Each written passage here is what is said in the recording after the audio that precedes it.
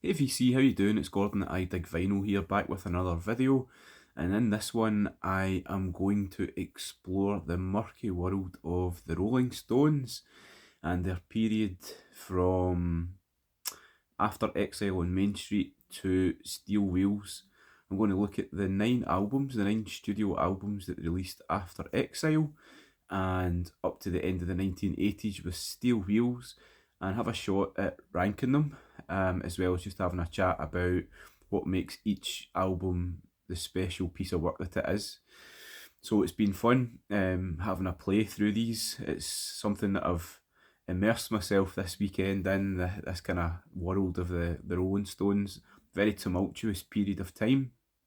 And I was inspired to do it by Morton Astad's great Rolling Stones vinyl tag, which prompted me in the first place to go and seek out my Stones collection again. And I wanted to focus on this particular era because I don't know, it's quite fascinating to think, how do you follow up Exile? I think everyone agrees on peak Rolling Stones. That period is probably what Sticky Fingers through to Exile. Me, I would throw in Beggar's Banquet as well, but that magisterial peak Stones, no one's going to doubt that, and most people's favourite album will probably be in there, in amongst those four. What people probably won't agree on is about what comes next and what's the best out of the next sort of segment. So there's nine albums, nine studio albums. Goat's Head Soup, It's Only Rock and Roll, Black and Blue, Some Girls, Emotional Rescue, Undercover, Dirty Work, and Steel Wheels. I think that's all nine. And they're all very, very different. And what's interesting this same period of time is how the Stones are evolving and changing. So I'll talk about that a wee bit as I go through. Fascinating time altogether. They lose Mick Taylor as their guitarist. There's massive issues with alcohol, drug addiction, changing musical landscapes, competing interests, probably competing people behind the scenes trying to move certain people in different directions. And ultimately, they come out of it very, very strong. So, nine diverse albums. This is just my opinion in terms of which one is the best, but I'd love to hear your own comments on this. Jump in, get involved. It's only rock and roll after all, isn't it? So first of all, coming in at number nine, I love this album. I love listening to it. I love looking at the cover work and stuff like that. But I've got to put it in at number nine. It doesn't mean it's a bad album. It's just number nine in this list here. So this is Dirty Work from 1986, or even looking at the cover, you might subtitle this "I hate my colleagues. I hate going to my work." Check them out. So although they're in this Technicolor mid 80s garb, these are not guys who are getting on here, and it definitely sounds like that on the music. So it's interesting to listen to, because I think there is a sense that this isn't really a band at this point in time. Mick Jagger has released at least two solo albums. There's Look at this. Look at this. I'm just looking at it now. Look at the body language here between Keith and Mick. What does that tell you? They are definitely at loggerheads. They don't agree in the direction of the Stones for quite a few years now. And this is an album that was largely recorded without everyone being in the same room. So it's not really the work of a band. Musically, it's got some strong songs on it, but nothing like the other albums. There's not that many that really jump out as being great songs. In fact, it's probably quite telling that for me the best song is a cover, which is really excellent though. It's the cover of a song called Too Rude, which is a really great kind of dubby reggae thing. Because Keith is on vocals, it doesn't sound like the Stones at all.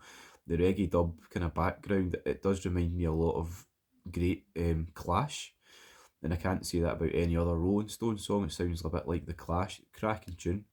Um, this is the album with another strong cover in Harlem Shuffle, but I think it's quite a bad sign that I'm talking about the covers being pretty strong here, because in fact the covers are probably up there as the best songs in the whole album. It's got a strong opening, One Hit to the Body. You can see some of the track listing here, but a lot of it's kind of filler, and the production doesn't sound too good. The drums sound absolutely terrible in my opinion. It's like Charlie Watts is banging away at like a kind of sandcastle packed with sand. It's a rubbish compressed noise. It's not a bad album, but it's definitely, to me, it's not that close to the rest as well. So yeah, I think many people would have probably thought at the time the Stones are about to just split, and this would have been a bad way to end. Of course, it didn't. It didn't happen like that. But at number 9, it is Dirty Work. Okay. So next up, I'm going to actually go to the end of the 80s. I've got my notes down here. I think number 8 for me in these albums is Steel Wheels. It's a good album. It's an album that I like. In fact, I like it quite a lot because compared to Dirty Work, this is an absolute resurrection. It doesn't sound like a band who are not in the same room. It sounds very much like a band who've decided to stick it out. They've worked through their differences, so to speak, and it definitely sounds like it. I believe they recorded the album together away from distractions, so they spent some serious time together. It's there. There's a load of really, really excellent songs here. Um, the opener, Sad, Sad, Sad, is a cracking, great, rocky, catchy opener. It's kind of stadium ready. And I know that obviously after this album went out, there was a monster tour. And this is kind of this kind of Stones model of success all the way forwards now. It's massive stadium tours with all the commercial backing. So songs like Sad, Sad, Sad are stadium ready, followed up by Mixed Emotions. That's one of my certainly later period Stones songs, one of my favourites. Mix vocals are brilliant. He just belts it out. There's lots of kind of understandable discussion on what the song might be about and kind of jokes about it's about mixed emotions and having to put up with them, and who knows the truth there, but it's definitely the sound of a band that are enjoying playing together. Some other cracking songs here, Continental Drift, wow. Again, this sounds like an evolution, experimental, it's a bit weird, Middle Eastern vibe to it, synthy. I would like to have heard more like it, but very, very catchy, very, very different. There's an amazing, really stripped back blues tune, really, really basic, classic blues. Almost comes across a bit Tom Waits like, I feel, called Break the Spell. Really simple and stripped back. There is quite a bit of filler in amongst it as well, though, and that's probably why I've put it in at number 8 in my list. But it's a triumph though, compared to where they were in 86. This is 89. Friends reunited, resurrection, and on they go into the 90s and beyond. Next up, I'm going to go back to 1983. This is an album that I think doesn't seem to get a brilliant rep, but for me, I like it a lot. This is the weirdest and the wackiest out of the whole 9 albums I'm going to show. So this is Undercover, from 1983, which is a pretty, I think, quite a fallow, dodgy period in the Stones, their sort of their career and their sort of friendships and so on. But the music here is very, very interesting. As I said, I describe it as quite wacky and weird, but it's definitely pretty effective.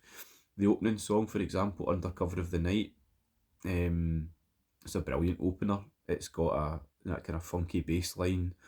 It's a real kind of stomper of a tune. It sounds different. This is probably, I don't know if I'm completely wrong on this, but this might be kind of Jagger, more than Richards in terms of this is the direction we'd like to go in. It's of the time of kind of 1983. It's of the dance floor. It's got that disco funk vibe to it. It's also got really kind of hard hitting lyrics though about sort of South American junta. It touches on apartheid South Africa as well. So there's a lot going on in this tune. And there's a lot of cracking songs. Just have a wee look at the list there. She Was Hot. So we go from a great opener to another great tune. Stonking rock and roll, kind of the Exile vibe. There's quite a few tunes like that. What else? Other highlights on this one, I would pick out songs like oh, probably my favourite in terms of the maddest tune of all, Too Much Blood. A great way to open side B. What on earth is going on here? If you don't know that song, please check it out. It's It's dancey again. It's disco, but I've never been to a disco that would play this, but I would love to have gone. Jagger. He's sort of singing about a Japanese chap who he's a cannibal. He murders his girlfriend in Paris, I think. Talks about chopping her head off, eating bits of her body. Very bizarre. But it's got a great kind of disco background. It's an amazing song. Mad lyrics. Some of it touches on serial killers in Texas.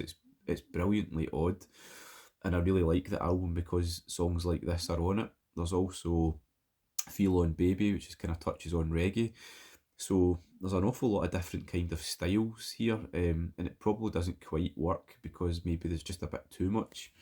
But I do think it's a good album, and it's one that I notice is always very cheap. Something that you can pick up very easily, and I don't quite know why. So it's a very top notch piece of work. Just noticed my lights were getting a bit dim there, so I've turned up the lights. Sorry about that. So coming in now at number 6, back in 1976, there's the very interesting Black and Blue. This is a fascinating album. A bit different to all the other ones. It's only got 8 tracks on it. The other albums have all got at least 10. In fact, they generally have 10. There's a couple that have got a few more, but generally 10. So this one's got 8. Black and Blue from 76. What's happened here? The Stones are auditioning for a new lead guitarist. And I read something from Keith Richards where he basically said that's what this album's about. It's basically a kind of extended audition, and it's dead interesting as a listen for that because, of course, there's a number of the sort of hopefuls involved in the playing of it, and you can only imagine what some of the jam sessions and things like that would have been before it even got to this bit. So I'm kind of trying to picture a TV show, a fly in the wall documentary, because some of the hopefuls to be the Rolling Stones' new lead guitarist apparently included the likes of Steve Marriott, Rory Gallagher, of course Wayne Perkins, who plays in a couple here, Harvey Mandel was involved here, Peter Frampton, and Jeff Beck even. Jeff Beck apparently went along to a jam session and he got a bit fed up because he was effectively playing about 3 chords in 3 hours and decided it's definitely not for him. But what you've got here is a listen where you've got Ronnie Wood on a few tracks. You've got, as I said, there's Wayne Perkins playing beautifully in 2, and stuff from Harvey Mandel. So this is the Stones trying to find their new guy after Mick Taylor basically resigned. He resigned because he wasn't getting the credit that he felt was certainly due to him as a songwriter. He wasn't getting on with Keith Richards. I don't know if he felt he was getting paid properly, and I think he left, causing a bit of a shock to the band. So this is them trying to find out what to do next. It's a very good listen. It's a very jammy kind of album. It's got a looseness about it that I like a lot. But I suppose it should be kind of enjoyed in that sort of context. It doesn't have the maybe vision of some of them or the sort of cohesiveness that some might have, and it probably just can't because of the various personnel that are travelling through. So big hitters here, Hand of Fate, classic tune, great rocker. Wayne Perkins doing a brilliant job on lead guitar. What else? A big song. You've got stuff like Cherry O Baby, which is a kind of, I'm sure it's a reggae cover. Very reggae-ish jam with Ronnie Wood, showing off what he can do. Excuse me. Harvey Mandel comes to the fore in Memory Motel. Not really my favourite song here, but you can see the talent of him on guitar in a song like that. I really like Hey Negrita, which again shows off Ronnie Wood. You've got the classic Fool to Cry, which again, probably my 2 favourite songs here are Fool to Cry and Hand of Fate. And both of those have got Wayne Perkins playing brilliantly. I think ultimately Ronnie Wood gets the gig because I suppose they just gel best, and that's it. Wayne Perkins plays brilliantly, kind of reminiscent of some Mick Taylor style stuff, I think. Excuse me, but it doesn't get the gig, and on they go. So very solid album, celebrating its 50th anniversary, but I've got it in at I think number 6. I must lubricate here, hold on. Coming in next, I have got an album that I feel is it's pretty underrated, a wee bit like Undercover as well. Emotional Rescue. This is my number 5. Emotional Rescue came out in 1980. It's the follow up to Some Girls. Now, Some Girls gets loads of praise, and rightly so, but for some reason this one doesn't seem to get that, and I think it merits it. Very good album, a lot of quality running through it. I think it's very kind of successful experimentation with things like disco. There's an interesting kind of change of mood in this album, and it's pretty effective. Opener Dance, is it called Dance? Brilliant. It's great bass playing. It's the bass and drums, and it's just kicking off. I think the Stones always did their disco funky numbers really, really well, and I know there was loads of chat about um, how this apparently caused great animosity in terms of the direction that they might go in, but I think they did it really, really successfully, and I can see why maybe Mick Jagger's trying to push for more and more. But it opens with a great tune like Dance. It's got a nice blend of the kind of typical up tempo tunes that I think they could have just thrown out from the Exile sessions, no bother at all.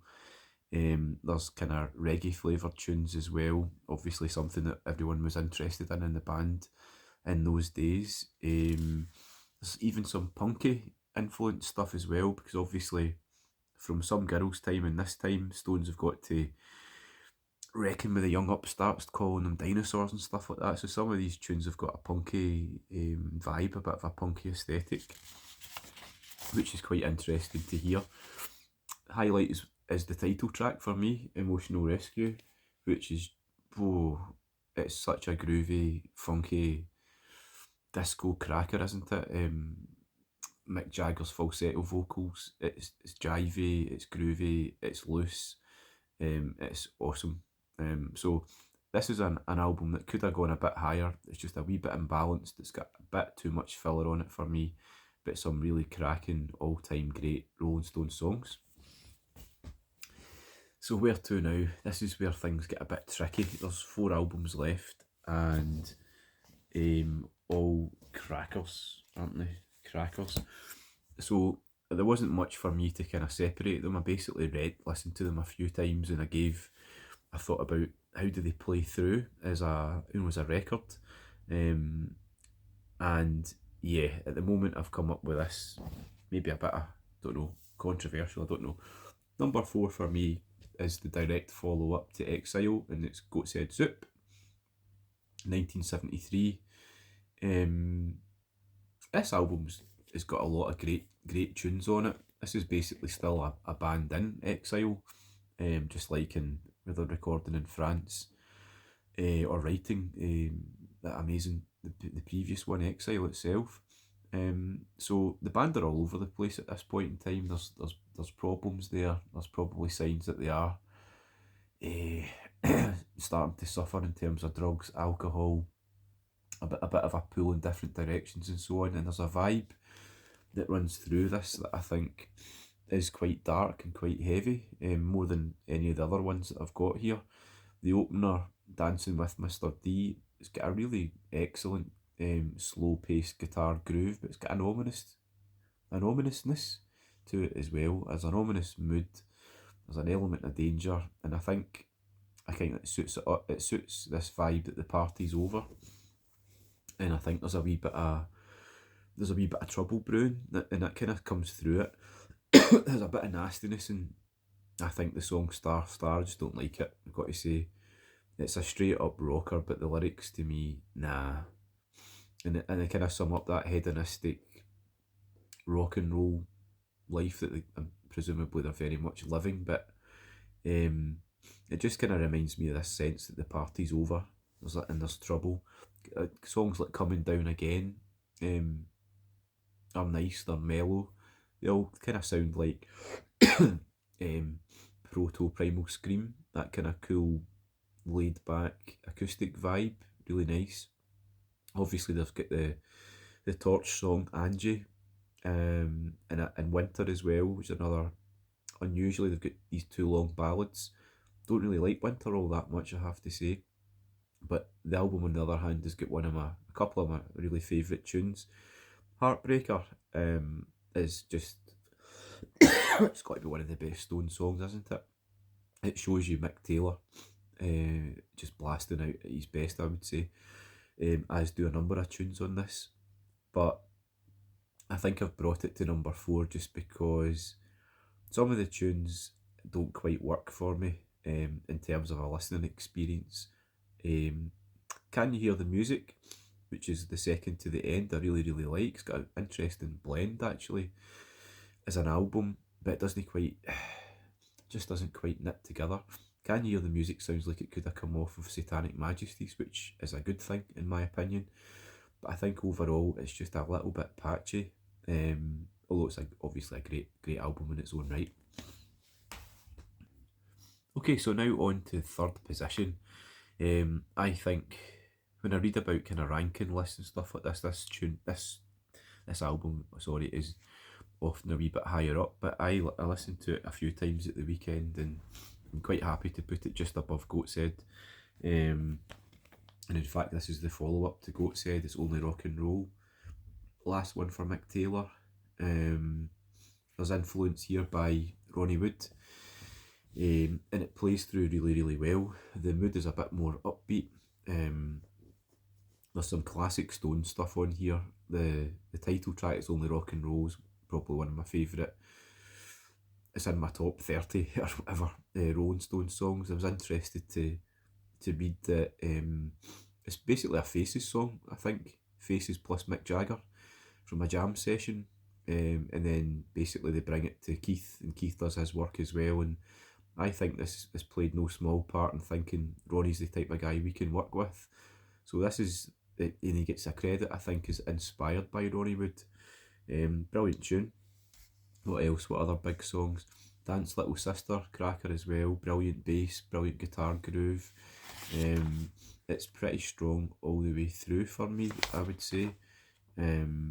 Fingerprint File is one of the best closers of any of the albums here.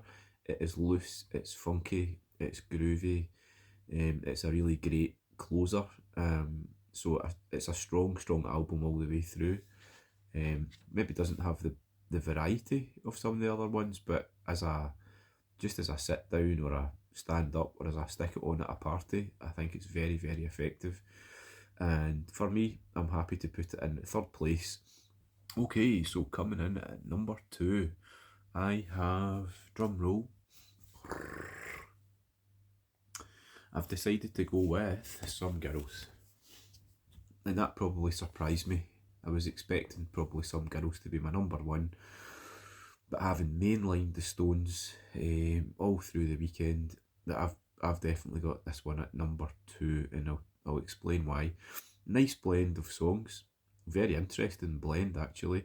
This is Ronnie Wood's first studio album, and I think you can tell the Stones will be happy having him in lead guitar duties. He does a great job and all the way through. It's got a kind of another one of those funky disco classic openers in Miss You.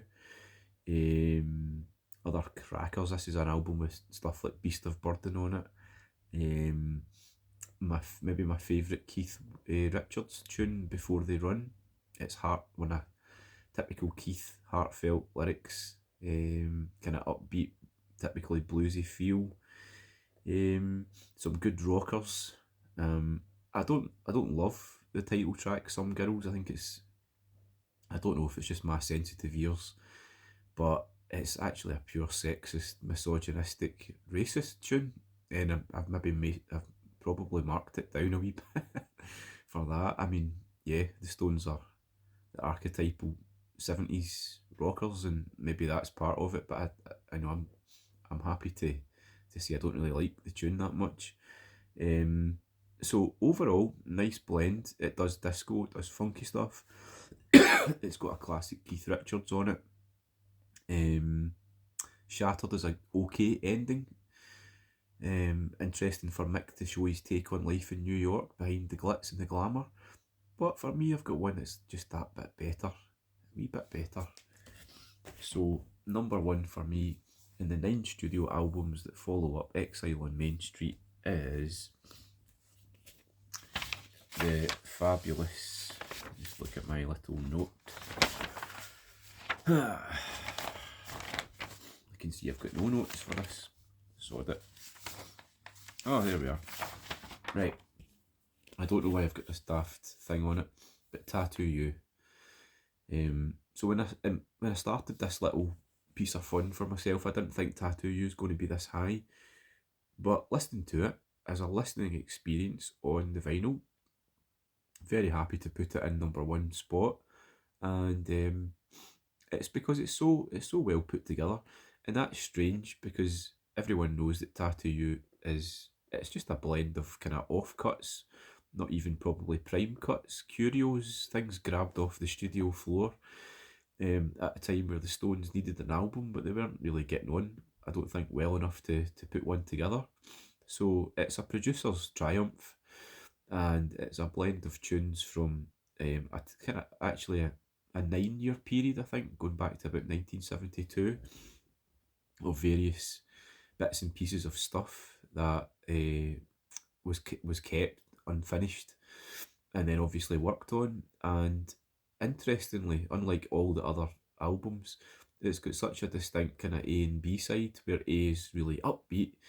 You've got the kind of majestic stuff like Start Me Up to Open, and I mean it's just that kind of archetypal Rolling Stones song, but they kind of keep the pace up. So you've got rocker after rocker at the beginning, so it's filled with energy, out the park, kind of punching, and it keeps going.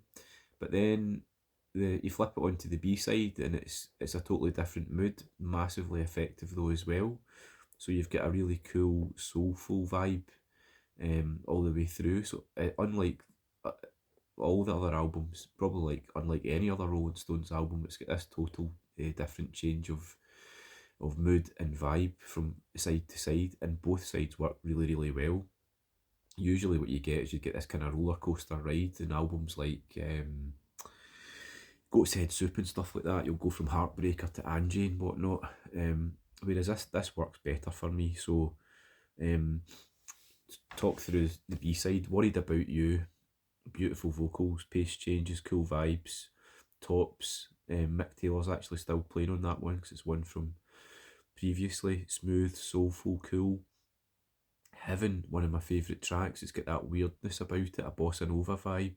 Super cool. Dreamy, weird vocals from Mick Jagger that kind of float in and out. It's just got such a kind of effortlessness about it, and it keeps on going. No Use in Crying, another soulful, cool tune, and it waits with one of my. It finishes, sorry, with one of my favourites, Waiting on a Friend. I saw a video recently. I think it was Ben Rankins talking about the video from that, and I watched it again, and it's a cracker. You've got to see that. It'll make you feel good if you watch the video for Waiting on a Friend. It's funny. It's heart. I think it's heartfelt. It's the Stones having a laugh. Funky times in New York. It's great though. What a corker! A brilliant tune to end. So this is one which I would say is all killer, no filler. And for me, it's a clear winner. So there we go. Hope you've enjoyed that. I would love to know what you think about my own ranking, but this is just a purely personal thing. Maybe more importantly than that, on the comments, please let me know what your own sort of favourites are, any take you've got on this particular period of time. I think it's kind of underrated for the Stones, and well worth exploring. So if you've enjoyed the video, please go ahead and stick a wee comment and give it a like, maybe subscribe. And until the next time, I will see you later. Cheers.